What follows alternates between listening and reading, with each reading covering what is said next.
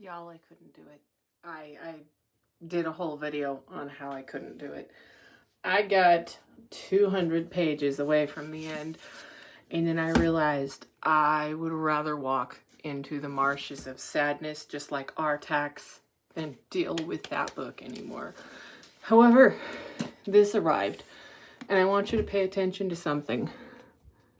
What does it say? Includes the first 2 novels in the A Taste of Murder and A Dash for Murder. So it says, includes the first 2 novels in the series. How many pages are in this? Let's see. Oh, it also comes with recipes. I can learn how to make gazpacho, whatever the fuck that is. 435 pages. By 435 pages in a little life, we were barely learning about Jude. And I think he was at his first attempt on his life. I'm gonna upload a little video of how much I struggled and how the words, the way the book was written was so dense that it's just like,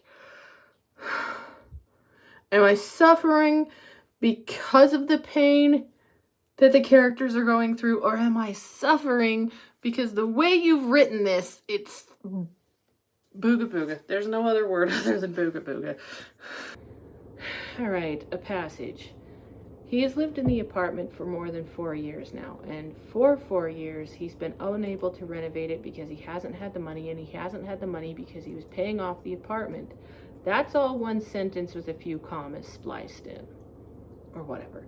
In the meantime, Malcolm has drawn up plans and walled off the bedrooms, and helped him choose a sofa which sits a gray spacecraft in the center of the living room, and some minor problems including the floors.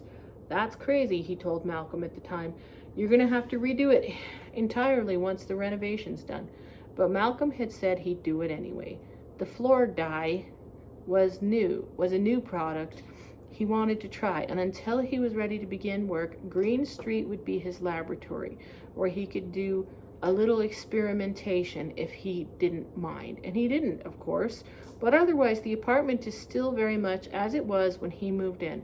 A long rectangle on the 6th floor of the building in southern Soho, with windows at either end, one set facing west and the other facing east, and oh my fucking god, as well as the entire southern wall, which looks over a parking lot. His room and bathroom are eastern facing, and my life, which looks onto the top of a stubby building on Mercer Street. Willem's room